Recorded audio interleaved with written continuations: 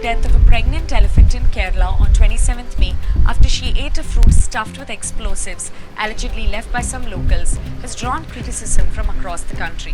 While the news continues to create a furore, rumour mills have been working overtime spreading misinformation. The Queen's Webcove team has categorically debunked fake news to present only the truth to you. The elephant died in Malappuram, the only Muslim majority district in Kerala. No. K. Sunil Kumar, Divisional Forest Officer, Mannarkad, confirmed that the elephant died in the Mannarkad division of Palakkad district. The forest is near the border Palakkad shares with Malappuram, which is the only connection with the latter. Mohan Krishnan, who is part of the rapid response team from Malappuram, had posted this news on Facebook, which brought him to the limelight, and many say that this could have led to the confusion. Union Minister Prakash Javadekar and BJP MP Menaka Gandhi too got it wrong. Strangely, Gandhi even blamed Rahul Gandhi, who is the MP from Wayanad, which is a different location. 600 elephants killed yearly in Kerala. Menaka's claim defies data.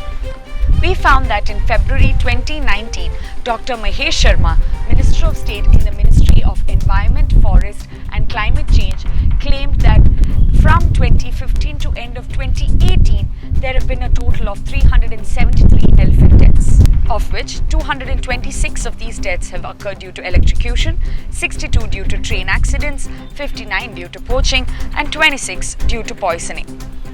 Babul Supriyo, the Minister of State in the Ministry of Environment, Forest and Climate Change, claimed in the Rajya Sabha on February 2020 that during the same time period, 269 elephant deaths have occurred. Though both their figures are slightly varying, it is clear that the official All India figures are less than Menaka's claims about Kerala. The elephant was not fed a pineapple stuffed with firecrackers, and this was not intentionally done to kill a pregnant elephant. Mannarkad Divisional Forest Officer clarified that there is no confirmation that the animal had consumed a pineapple as dictated by media reports. He said that the locals could not have come into the forest and fed the wild elephant a fruit stuffed with live firecrackers, as that would be dangerous. He, however, said that this was an act done by locals from the forest fringes or the villages nearby to keep the animals away from their cultivated land. Forest officials said that harming any animal for any reason was highly condemned. Is Malappuram the most violent district as claimed by Menaka Gandhi? Again, the incident took place in Palakkad and not Malappuram. And even Menaka Gandhi's claims about Malappuram aren't factually right. If you look at the NCRB data of 2018, it shows that Malappuram isn't the most crime-prone district in the country.